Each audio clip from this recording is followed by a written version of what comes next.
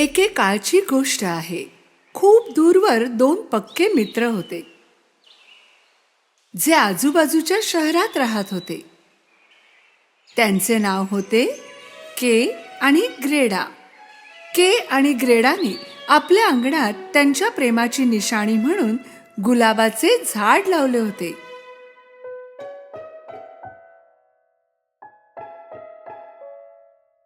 हे गुलाबही त्यांच्या सोबतच मोठे होतील. थंडीचे दिवस होते आणि सगळीकडे बर्फच बर्फ पडत होता. आणि त्याच सोबत आता वेळ आली होती ग्रेडाच्या आजीकडून मजेदार गोष्टी ऐकण्याची. ही थंडी आणि हा बर्फ येतो तरी कुठून? खूप दूरवरून, आजीने उत्तर दिलं आणि गोष्ट सांगायला सुरुवात केली. एक देश होता, बर्फच बर्फ सगळीकडे. त्यांची राणी तिच्या बर्फाच्या महालात एकटीच राहत होती, जो तिने स्वतःच बनवला होता. ही स्नो क्वीन खूप सुंदर होती आणि स्वच्छही, अगदी बर्फासारखी. पण स्नो क्वीन मनाने दुष्ट होती आणि तिने त्या बर्फाच्या महालात अनेक गुपितं लपवून ठेवली होती. तिचा बर्फाचा आरसा देखील एक जादूचा आरसा होता. यामध्ये ती जगात कुठे काय चालले आहे सगळं पाहू शकत होती.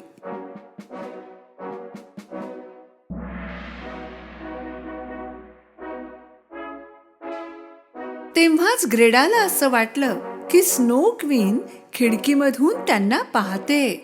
के आजी, ती पहा, स्नो क्वीन खिडकीमध्ये. अगं, एखादं थंडीमुळे कुडकुडणारं मांजर असेल. आजी, ती स्नो क्वीन इथे येऊ शकते का? येऊ दे, मी तिला पटकन चिमणीमध्ये टाकून देईन. वितळून पाणी होऊन जाईल त्या वॉटर क्वीनचं. आपल्या बर्फाच्या आरशात स्नो क्वीनने पाहिलं की के काय बोलत होता. तर तू मला चिमणीमध्ये टाकणार आणि वॉटर क्वीन बनवणार काय? माझ्या बर्फाच्या कणांनो, जा आणि माझ्या शक्तीने या मुलाला शोधा. त्याचे हृदय आणि डोळे मला हवेत. त्याच्या नजरेत वाईटपणा भरा आणि त्याच्या हृदयातून प्रेम हद्दपार करा.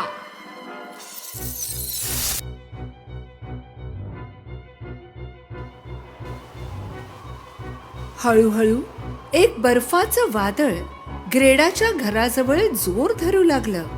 बर्फाचे कण त्याच्याकडे सरकत होते. बाहेर काय होतंय हे पाहायला केने खिडकी उघडली. तेव्हाच ग्रेडा ओरडली, के. पण उशीर झाला होता. हा, माझे डोळे, काहीतरी गेलं माझ्या डोळ्यात. आई ग, इकडे सुद्धा लागलं. आणि तेव्हाच बर्फाच्या कणांनी स्नो क्वीनचं काम करून टाकलं होतं. त्याच्या डोळ्यांना आणि हृदयाला जखम झाली होती आणि के बदलला होता. ग्रेडाने त्याला विचारलं की काय झालं, तर तो तिच्यावरच खेकसला. काही नाही झालं, मी बरा आहे, मला त्रास देऊ नकोस. केने ग्रेडाशी उद्धटपणे बोलण्याची ही पहिलीच वेळ होती. ग्रेडाला काही कळत नव्हतं की तो असा का वागू लागलाय. के सकाळी सुद्धा उद्धटपणेच वागला जेव्हा तो त्याचे स्लेट काढत होता. ग्रेडाने विचारलं की कुठे जातोयस. तो तिच्यावर पुन्हा भडकला आणि आपल्या स्लेटवर बसून निघून गेला. ग्रेडा त्याच्यापर्यंत पोहोचूच शकली नाही.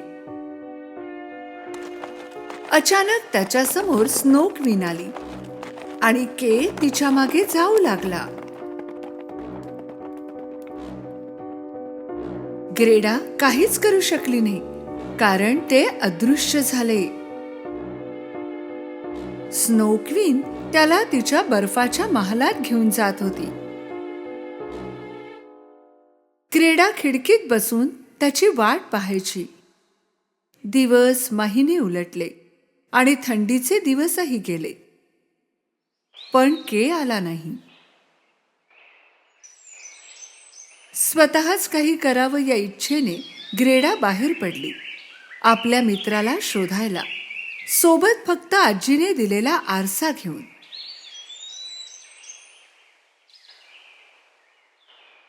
बहादूर ग्रेडा रस्त्यात प्रत्येकाला विचारत होती की कोणी केला पाहिलं आहे का. फिरत फिरत ती नदीजवळ पोहोचली. जवळपास तिला कोणीच दिसलं नाही जे तिला केबद्दल सांगू शकेल.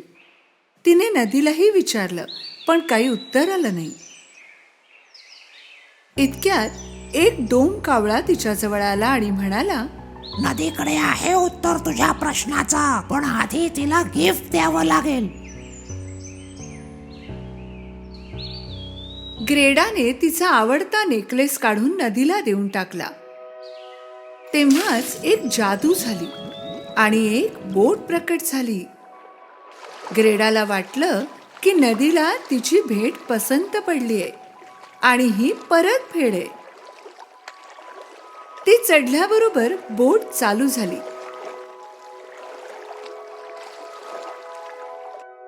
बोट किनाऱ्यावर जाऊन थांबली. तिथे एक गुप्त बाग होती ज्यात फुलंच फुलं होती रंगीबिरंगी. इतकी सुंदर बाग तिने यापूर्वी कधीच पाहिली नव्हती. पण काहीतरी गडबड होती. या फुलांना सुगंध नव्हता.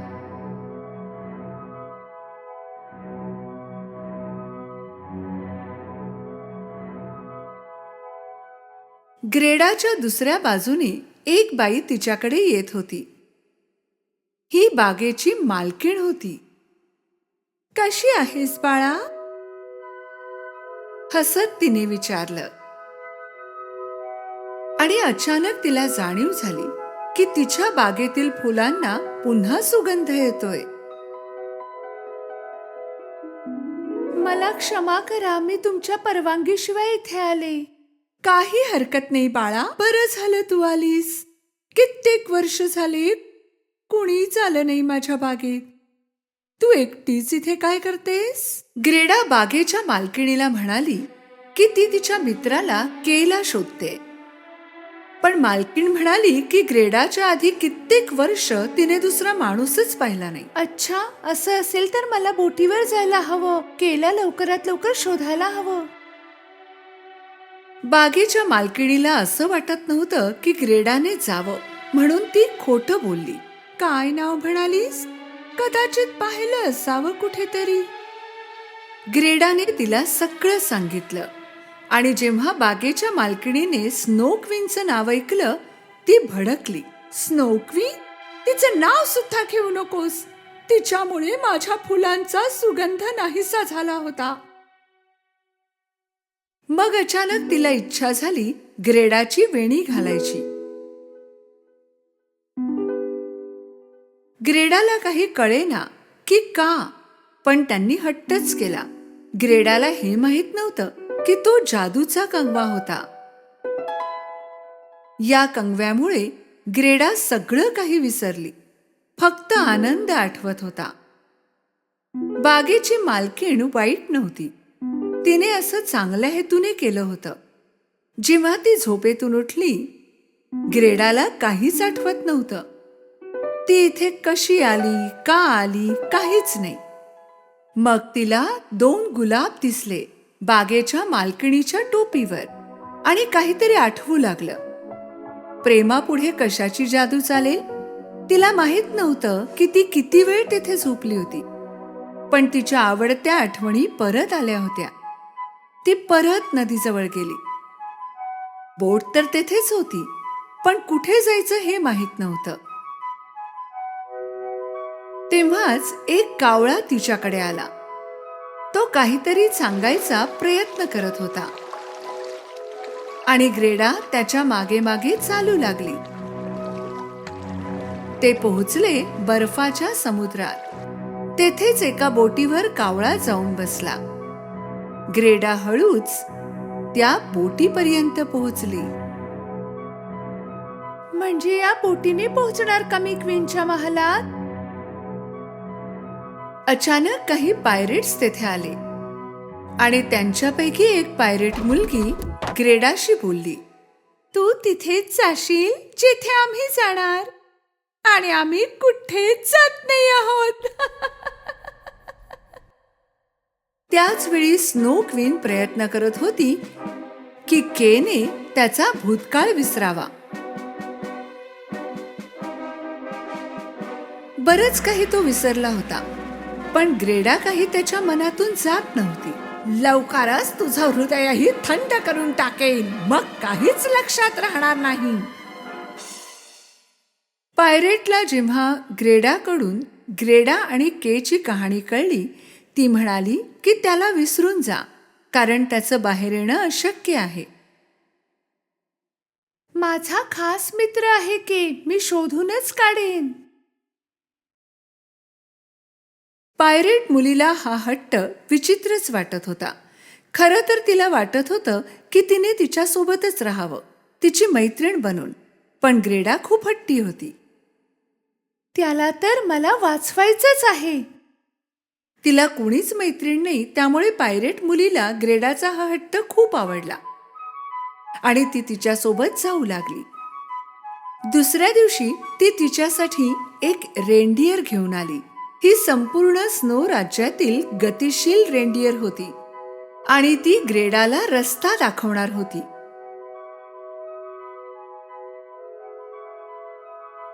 वचन दे की तू त्या स्नो क्वीनला पकडशील आणि माझ्या बोटीलाही वाचवशील. वचन देते, मी परत नक्की येईन.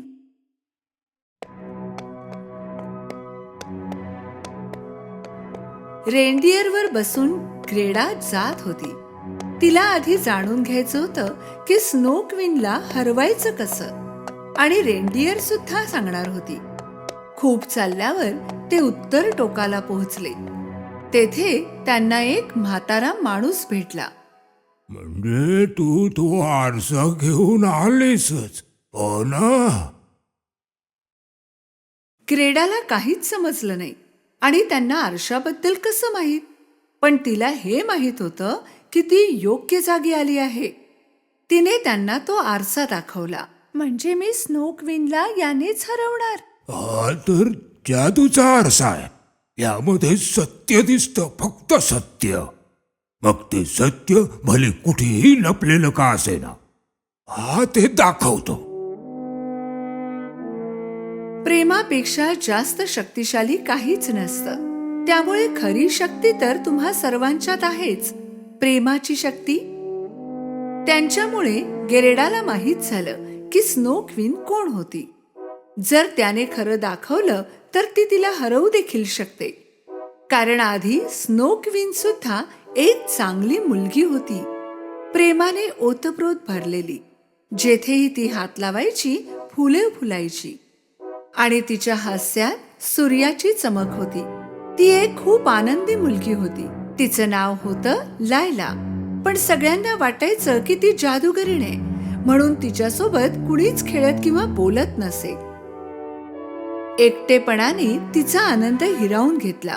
तिला तिच्या आजूबाजूच्या सगळ्या माणसांचा द्वेष वाटू लागला आणि एक दिवस तिने एक इच्छा व्यक्त केली. जो मला त्रास देईल त्याचा बर्फ बनेल.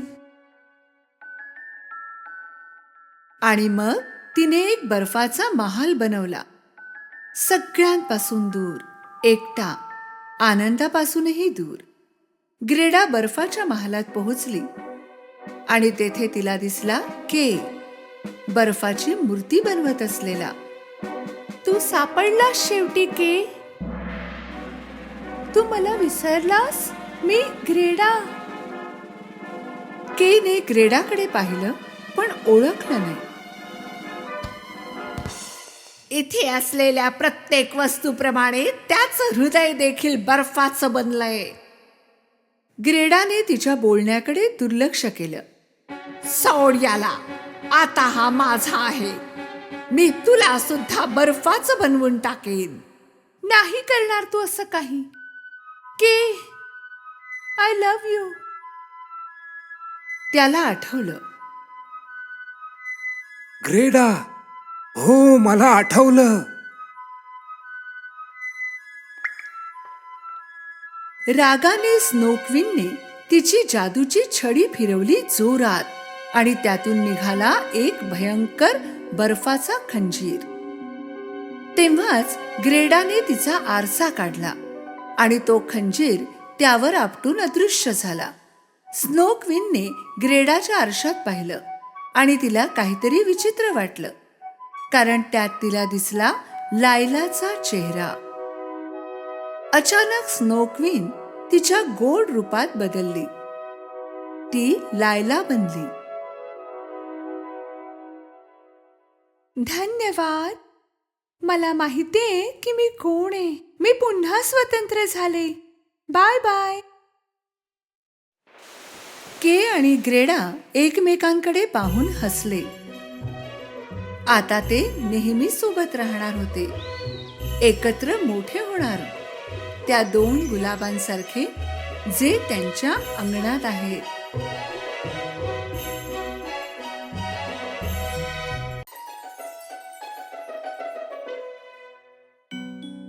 खूप वर्षांपूर्वी इथून खूप दूर एक खूप दिमागदार महाल होता.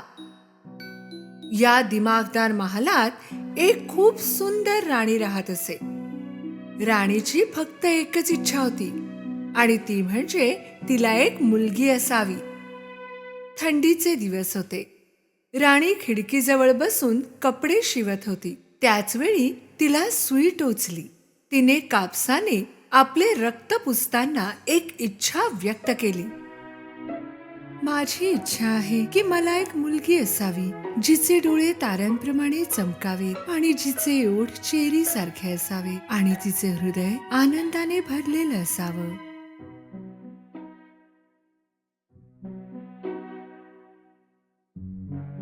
आणि एक दिवस राणीची इच्छा पूर्ण झाली. तिला एक गोड मुलगी झाली. तिने तिचं नाव ठेवले स्नो व्हाईट. वर्षांमागून वर्ष सरली, पण त्यांचा आनंद फार काळ टिकला नाही. प्रेमळ राणी आजारी पडली आणि मरण पावली. राजा म्हातारपणाकडे झुकत होता. शक्ती देखील कमी झाली होती, म्हणून राजाने दुसरं लग्न केलं. ही राणी चेहऱ्याने तर सुंदर होती, पण मनाने नाही. खूप गर्विष्ठ बाई होती. दररोज राणी तिच्या जादूच्या आरशात पाहत असे आणि प्रश्न विचारत असे. आरशा, माझ्या सांगेल कोण? सगळ्यात सुंदर इथे कोण? आणि तो आरसा उत्तर देत असे. भले आणखी कोण असणार तुमच्यापेक्षा सुंदर इथे? राणी हे ऐकून खूप खुश होत असे. ही दुष्ट राणी आल्याबरोबर महालात सगळं बदलू लागलं. तिच्या हरकतींमुळे राज्याचं देखील खूप नुकसान झालं. तेच प्रश्न सोडवण्यासाठी राजाला महालाच्या बाहेर जावं लागलं. दुष्ट राणीला खूप आनंद झाला, कारण आता राजा नव्हता, तेव्हा ती मनासारखं वागू शकत होती. वर्षांमागून वर्ष सरली आणि स्नो व्हाईट मोठी होऊन एक सुंदर तरुणी दिसू लागली. थोड्या अंतरावर एका नदीवर पाणी पीत असलेल्या एका राजकुमाराला स्नो व्हाईटचं प्रतिबिंब दिसलं. त्याला आसपास फक्त पक्षी दिसले. स्नो व्हाईट कुठेच नव्हती. एक दिवस राणीने पुन्हा एकदा तिच्या जादूच्या आरशाला विचारलं. आरशा, माझ्या सांगेल कोण? सगळ्यात सुंदर इथे कोण? आरशाने उत्तर दिलं. कसं सांगू, तुम्ही नाही आहात राणी सरकार. स्नो व्हाईट आहे सर्वात सुंदर. हे ऐकून राणीला खूप राग आला. तिने तिच्या खास शिपायाला बोलवलं आणि त्याला भयंकर आदेश दिला. तू स्नो व्हाईटला जंगलात घेऊन जायचंस आणि मला तिचं हृदय आणून द्यायचंस.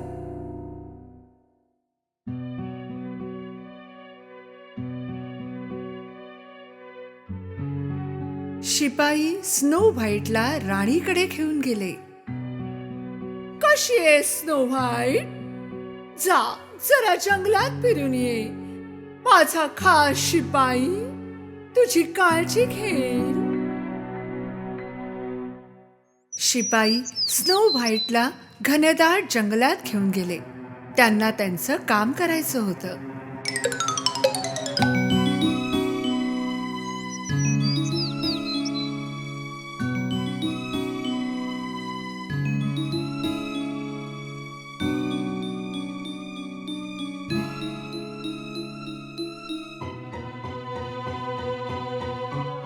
स्नो व्हाईटचा प्रामाणिकपणा आणि प्रेमळ हृदय पाहून तो थांबला. त्याने तिला सचेत केलं की महालात परत येऊ नकोस. संध्याकाळ होताच तिला तेथेच सोडून शिपाई महालात निघून गेला. स्नो व्हाईटला अंधारात खूप भीती वाटत होती. ती एका झाडाखाली बसून रडू लागली. सकाळी तिला पक्ष्यांच्या आवाजाने जाग आली. सगळे पक्षी तिचे मित्र बनले होते.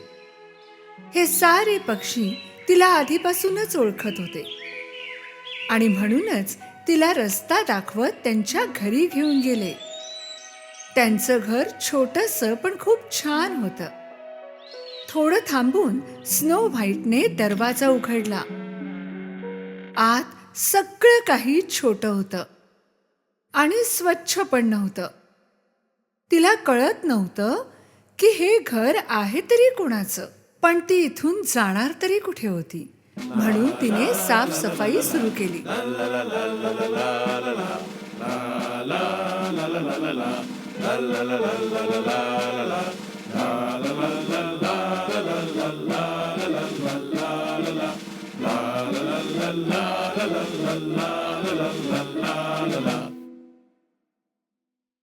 घर स्वच्छ केल्यानंतर तिने छोट्या छोट्या भांड्यांमध्ये काहीतरी शिजवून खाल्लं. सगळ्या वस्तूंप्रमाणेच या घराचे बेड पण छोटेच होते. स्नो व्हाईट इतकी दमली होती की ती जेथे होती तेथे झोपू शकत होती. तिने विचार केला की ती इथे सुरक्षित आहे, म्हणून तिने 3 बेड एकत्र केले आणि त्यावर झोपली. संध्याकाळी 7 बुटके ज्यांचं हे घर होतं काम करून पुन्हा त्यांच्या घरी आले. त्यांना खूप आनंद झाला की घर इतकं स्वच्छ होतं आणि जेवणाचा छान सुवास देखील येत होता. सवयीप्रमाणे एकाने थोडं जेवण सांडवलंच. एक बुटका तर विचार करत होता की इथे नक्की काय चालू आहे. काहीतरी गडबड नक्कीच आहे. कोणी बरं केलं असावं हे सगळं काम. मी जर थोडी झोप काढली तर कदाचित उत्तर देऊ शकेन मी. 7ही बुटके हळूच वर त्यांच्या बेडरूम मध्ये गेले आणि पाहून त्यांना धक्काच बसला. इतकी सुंदर एक मुलगी त्यांच्या बेडवर झोपली होती. त्यांचा आवाज ऐकून स्नो व्हाईटला जाग आली. एवढे लोक तिच्याकडे टक लावून पाहत होते. ती खूप घाबरली. थोडं चाचरत ती म्हणाली, मी स्नो व्हाईट आहे.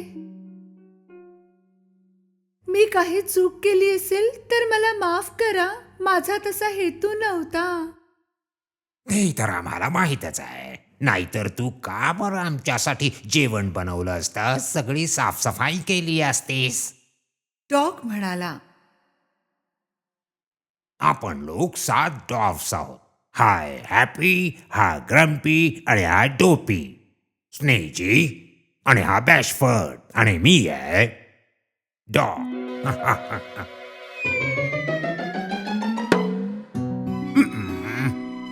आणि हा स्लीपी. मला झोपू द्या. स्नो व्हाईटला आनंद झाला की आता तिच्याबरोबर मजेदार 7 मित्रही आहेत. तिने त्यांना तिची पूर्ण कहाणी सांगितली. 7 बुटक्यांना खूप वाईट वाटलं की तिच्याबरोबर खूप अन्याय झालाय. त्यांनी तिला त्यांच्यासोबतच राहायला सांगितलं. स्नो व्हाईटने होकार दिला. ती नेहमी त्यांची मदत करत असे. त्यांचे दिवस आनंदात चालले होते, पण खूप दिवस चालणार नव्हती त्यांची ही पार्टी.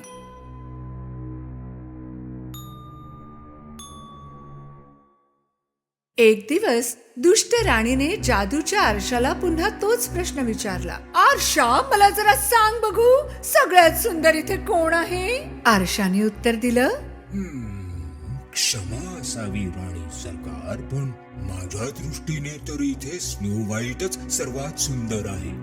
पण राणीला वाटलं होतं की ती मरण पावलीये. तिला माहित नव्हतं की शिपायाने काम केलं नव्हतं. आता तिने स्वतःच हे काम करण्याचे ठरवलं. स्नो व्हाईट 7 बुटक्यांना कामाला पाठवत होती, त्यांना एक किस देऊन. डॉगने तिला त्या दिवशीच त्यांचे नियम सांगितले होते. आपले नियम माहीत आहेत ना. कोणी अनोळखी माणूस आला, त्याने दार वाजवलं तरी आपण मात्र ते मुळीच उघडायचं नाही.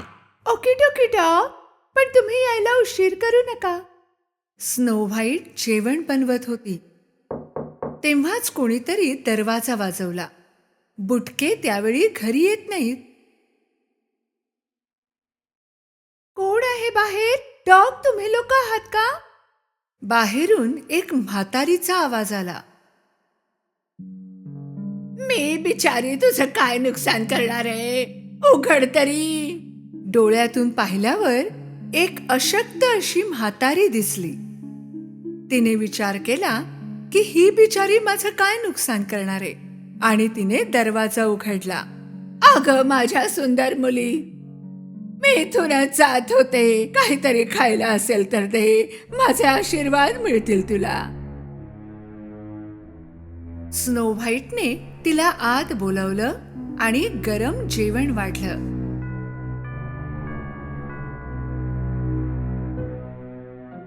देव तुझं भलं करो मुली. माझ्याकडे पैसे तर नाहीत, पण एक सुंदर सफरचंद आहे. याच्या प्रत्येक घासात जादू आहे, जादू. स्नो व्हाईटने लगेच त्याचा एक घास घेतला आणि ती चक्कर येऊन खाली पडली. ही म्हातारी दुसरी कोणी नाही, तीच दुष्ट राणी होती. आणि त्या सफरचंदामध्ये जादू नाही, विष होतं.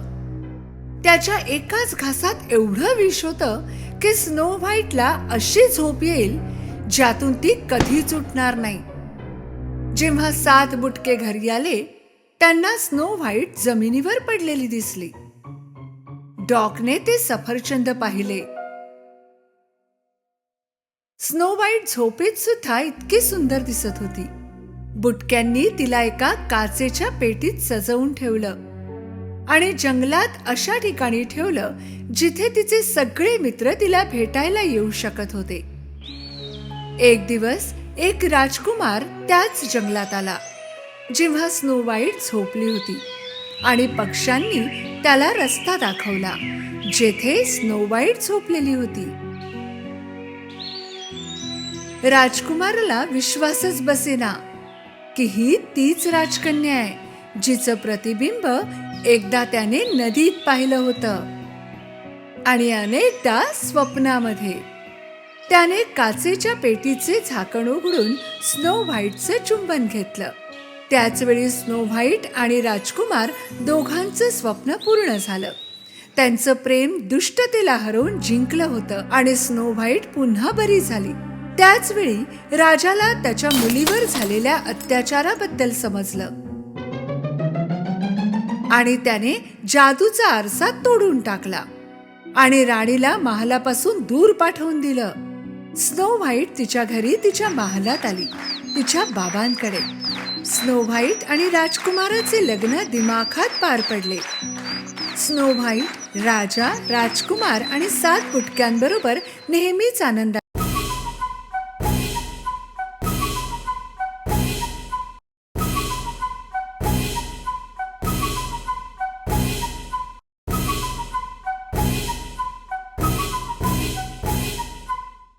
खूप वर्षांपूर्वी एक मुलगी होती हायडी नावाची. तिच्या आईवडिलांच्या मृत्यूनंतर तिच्या काकूने तिची काळजी घेतली. एक दिवस ती हायडीला घेऊन तिच्या आजोबांकडे गेली, जे पहाडी प्रदेशात राहत असत. आजोबांचा स्वभाव जरा चिडचिडा होता. ते एका लहानशा घरात एकटे राहत असत. आज पहिल्यांदाच हायडी तिच्या आजोबांना भेटणार होती. दुसऱ्या शहरात नोकरी लागल्याचं कारण सांगून काकू तिला आजोबांकडे ठेवून परत आली. आजोबा एवढी वर्ष एकटेच राहत होते. नातीला आपल्या सोबत पाहून त्यांना आनंद झाला, पण त्यांनी तो आनंद हायडीला कळू दिला नाही. त्यांनी हायडीसाठी स्टोर रूम मध्ये एक छोटा सुंदर बेड बनवला. हायडीला आजोबा खूप आवडले. आता पहाडी प्रदेशात हायडीला तिचा आनंद सापडणार होता. सकाळी उठल्याबरोबर हायडीला आजोबांनी आपला मोठा कुत्रा जोसेफ दाखवला. हायडीला जोसेफ खूप आवडला. एक दिवस पहाडांमध्ये फिरताना तिची पीटरशी ओळख झाली. पीटर शेळ्या हाकत असे, जो बकऱ्या चरण्यासाठी घेऊन आला होता. तुला याआधी मी इकडे कधी नाही पाहिलं. हो, मी कालच आले आहे. आता आजोबांसोबत राहणार. त्यानंतर ते सोबत पहाडांमध्ये फिरू लागले. हायडीचं आयुष्य छान चाललं होतं. पीटर तिच्यावर खूप प्रेम करत असे. पीटरने तिला शेळ्या हाकायला देखील शिकवलं. पहाडांमध्ये पूर्ण दिवस हायडी धावत पळत असे. ती आनंदात होती. ती आजोबांना घरकामात देखील मदत करत असे. ओव्हनमध्ये पाव भाजणं हे हायडीचं आवडतं काम होतं. पाव बनवून ती पीटरच्या आजीला नेऊन देत असे आणि त्या बदल्यात पीटरची आजी तिला बकरीचं ताजं दूध देत असे. पाहता पाहता गरमी कमी होऊन थंडीचे दिवस आले. पीटर शाळेत जाऊ लागला आणि हायडीला एकटं वाटू लागलं. एक दिवस अचानक हायडीची काकू तिला शहरात नेण्यासाठी आली. तिला घरीच शिकवून तिच्याकडून काम करून घेण्यासाठी. आजोबांना हे ऐकून खूप वाईट वाटलं आणि ते त्यासाठी तयार झाले नाहीत. पण थोडा विचार केल्यावर त्यांना वाटलं की हायडीने शहरात शिक्षण घेणं तिच्यासाठी योग्य आहे. मला इथून नाही जायचं, मला आजोबांकडेच राहायचंय. पण काकूने तिला सांगितलं की हायडीला काही दिवसातच परत इथे घेऊन ये. तेव्हा हायडी तयार झाली. ट्रेनने लांबचा प्रवास केल्यावर ते एका महालासारख्या मोठ्या घरात पोहोचले. इतकं मोठं घर, मी या घरात राहणार का? हायडी सगळ्यांची लाडकी क्लाराला भेटली. ती चालू शकत नसे. तिचा ऍक्सिडेंट झाला होता. क्लाराला मैत्रीण मिळावी म्हणूनच काकू हायडीला इथे घेऊन आली होती. या दोघी पऱ्या लगेचच एकमेकांच्या घट्ट मैत्रिणी बनल्या. हायडीचं वागणं वेगळं होतं आणि क्लारा तिला चुकांबद्दल खूप चिडवत असे. क्लाराची आजी खूप निष्ठुर होती. लवकर उठा आळशी मुलींनो, अभ्यास करायचा नाही का? अशाच राहणार का? क्लाराची आजी हायडीला बरंच काही शिकवत होती, जसं अदबीने बसणं, उठणं आणि काटे चमच्याने खाणं वगैरे. आता हायडी कपडे देखील शहरी लोकांसारखे वापरू लागली होती, पण ते तिला आरामदायी वाटत नसे. क्लाराने देखील हायडीला लिहिणे वाचणे शिकवले होते. हायडीला क्लाराबरोबर राहणे आवडत तर होते, पण तिला पहाड आणि आजोबांची खूप आठवण येत होती. एवढी आठवण की तिला जेवण देखील जात नसे. क्लाराच्या आजीला आणि बाबांना हायडीच्या दुःखाची कल्पना आली. त्यांनी तिला पुन्हा तिच्या आजोबांकडे पाठवण्याचा निर्णय घेतला. हायडी जाणार हे पाहून क्लारा दुःखी झाली. जेव्हा तुम्ही एखाद्याच्या आनंदासाठी काहीही किंमत देऊ शकता त्यालाच प्रेम म्हणतात. आणि शेवटी वेळ आली निरोप घेण्याची. हायडीच्या काकूने सांगितलं की पुढल्या वर्षी क्लारा तिला भेटायला पहाडी प्रदेशात येईल. पहाडांमध्ये परतल्यावर जणू हायडीला तिचं आयुष्य परत मिळालं. ती रस्त्यातच पीटरच्या घरी गेली आणि त्यांच्या आजीला क्लाराने दिलेला पाव दिला. आपला शहरातला ड्रेस तेथेच सोडून ती धावतच आजोबांना भेटण्यासाठी गेली आणि त्यांना जोरदार मिठी मारली. हायडीच्या आनंदाला सीमा राहिली नाही जेव्हा तिला एक चिठ्ठी मिळाली की क्लारा तिला भेटायला इथे येणार आहे. क्लाराला पहाड आणि पीटर दोन्ही आवडले, पण पीटर थोडा उदास होता, कारण त्याला वाटलं की क्लारा पुन्हा हायडीला शहरात घेऊन जाईल. हे तिघे मिळून खूप दंगामस्ती करत असत. पहाडी ताजी हवा, ताजी फळे, भाज्या क्लाराच्या आरोग्यासाठी चांगल्या होत्या. पण पीटरला हायडीबद्दल असूया निर्माण झाली, कारण ती क्लाराची बेस्ट फ्रेंड होती. पीटरला क्लाराला व्हीलचेअरवर बसवणं, फिरवणं आवडत नव्हतं. एक दिवस त्याने क्लाराची व्हीलचेअर पहाडावरून खाली ढकलून दिली. त्याला वाटलं की यामुळे सगळी समस्या सुटेल. ताज्या हवेमुळे आणि व्हीलचेअर शिवाय क्लारामध्ये खूप शक्ती आली आणि ती हायडी सोबत हळूहळू चालूही लागली. आणि मग स्वतः एकटी कोणाच्या आधाराशिवाय देखील चालू लागली. मी चालू शकते हायडी, आणि हे सर्व केवळ तुझ्यामुळे. एक दिवस क्लाराची आजी आणि बाबा तेथे आले आणि तिला चालताना पाहून चकित झाले. त्यांनी आजोबा आणि हायडीचे मनापासून आभार मानले. त्याचवेळी पीटरला आपल्या वागण्याचा पश्चाताप झाला. त्याने क्लाराची व्हीलचेअर ढकलल्याचं मान्य केलं. मी तुमची क्षमा मागतो.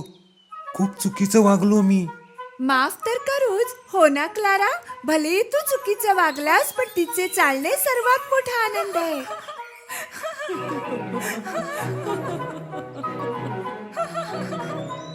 सगळे आनंदाने हसू लागले. क्लारा आणि तिच्या कुटुंबाने पुढल्या वर्षी पुन्हा येथे येण्याचं वचन दिलं आणि ते सगळ्यांबरोबर नेहमी आनंदात राहिले.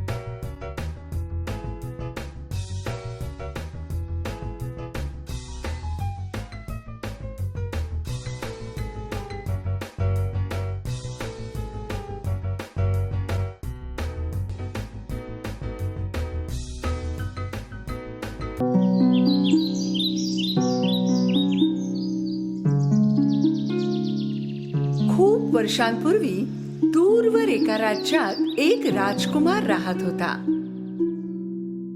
आता राजकुमार लग्नाचा झाला होता, पण दुर्दैवाने त्याला राजकुमारी मिळत नव्हती. राजकुमारी शोधण्यासाठी त्याने संपूर्ण जगाचा प्रवास केला. शेजारील राज्यांच्या राजकुमारी देखील राजकुमाराला भेटण्याकरता राजमहालात येऊन गेल्या. पण राजकुमाराला योग्य राजकुमारीची निवड करण्यात यश मिळत नव्हतं. त्याचे पिता राजांची इच्छा होती की त्यांच्या मुलाला खरी राजकुमारीच मिळावी. एवढे वर्ष प्रयत्न केल्यानंतर त्याने योग्य राजकुमारी मिळण्याची आशा सोडून दिली. दुःखी, निराशाजनक आणि गूढ विचारांच्या राजकुमाराने आपले जीवन जगणे सुरूच ठेवले. राजा आणि राणी त्याच्या परिस्थितीने खूप दुःखी झाले होते. एका अशाच दुःखी रात्री जेव्हा तो विचारात गढला होता, एक मोठं वादळ सुरू झालं. जोरदार पाऊस सुरू झाला. विजांचा कडकडाट झाला. गडगडाटाचा आवाज महालात घुमू लागला. राजकुमार झोपण्याचा प्रयत्न करत होता, पण झोप येत नव्हती, कारण तो खिडकीतून चमकत असलेली वीज पाहत होता आणि दुसरीकडे आपल्या भविष्यातील राजकुमारीचा विचार करत होता. महालात सगळ्या आवाजाच्या गोंगाटात एका नोकराला दरवाजा वाजल्याचा आवाज आला.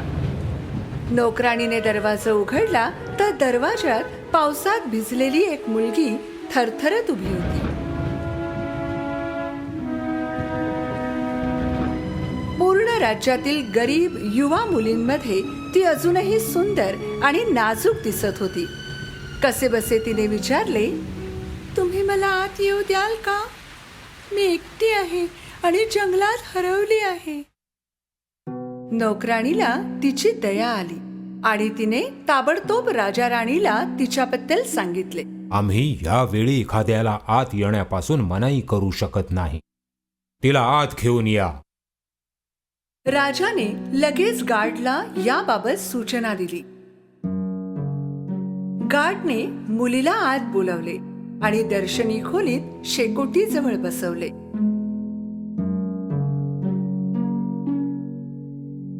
मुलीचे ओले कपडे पाहून राणीने नोकराला आदेश दिले की त्यांनी मुलीसाठी योग्य कपडे आणावेत. राणीने मुलीला एकांतात विचारले, अशा हवामानात एवढ्या रात्री तू काय शोधत होतीस विचारू शकते का? मी एका दूरच्या देशातील राजकुमारी आहे. माझ्या महालावर आमच्या शत्रूंनी हल्ला केला. मला वाचवायला आईवडिलांनी मला 2 सैनिकांसोबत पाठवलं. पण मध्यरात्रीनंतर वादळ आल्यामुळे आम्ही एकमेकांपासून दूर झालो आणि मी इथे पोहोचले. तुमचा महाल पाहिला. मला महालात घेतल्याबद्दल धन्यवाद. राणीला विश्वास ठेवणं जड जात होतं, पण त्याही पेक्षा कठीण होतं तिला अशा वेळी महालाच्या बाहेर पाठवणं.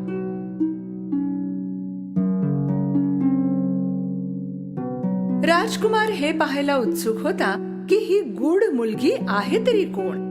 तो तिला भेटू इच्छित होता. त्यावेळी त्या मुलीने राणीने दिलेले कपडे घातले होते. तिचे केस वाळले होते आणि आता तिला जरा बरं वाटत होतं.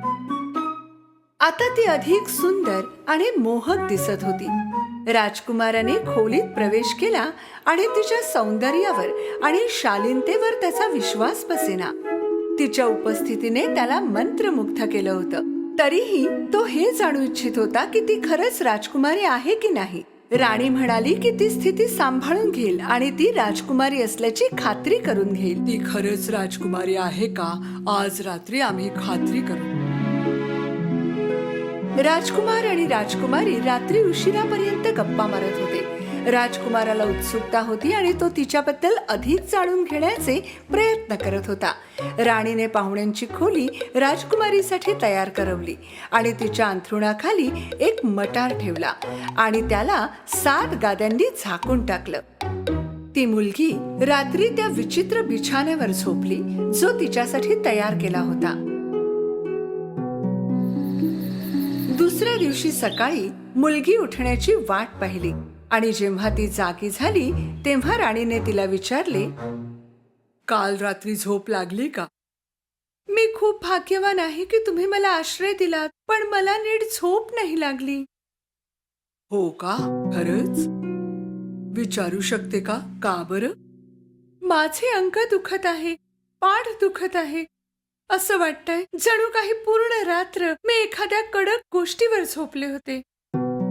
राणीला याच उत्तराची अपेक्षा होती. तिला माहित होतं की केवळ एखाद्या राजकुमारीलाच गाद्यांच्या 7 स्तरांनी झाकलेल्या गादीवर देखील अस्वस्थता येऊ शकते. ती राजकुमाराकडे गेली आणि जे झालं ते त्याला सांगितलं.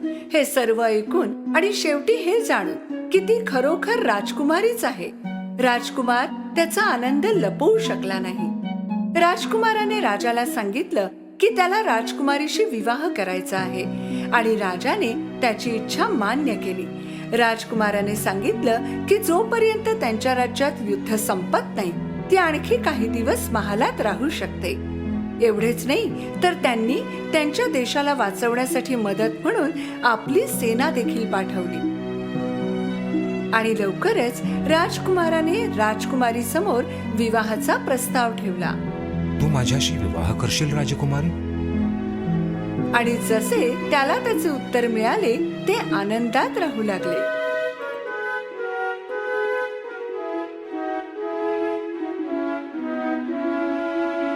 त्या रात्री राजकुमाराने मटारचा तो दाणा एका काचेच्या डबीत ठेवला आणि महालातील सगळ्यात चांगल्या कोपऱ्यात ठेवायला सांगितला. कित्येक वर्ष ज्यांचा प्रेमावर विश्वास होता अशी माणसे मटारच्या त्या दाण्याला पाहायला येत असत. राजकुमार आणि राजकुमारीची ही कथा कित्येक वर्षांपासून सांगितली जात आहे.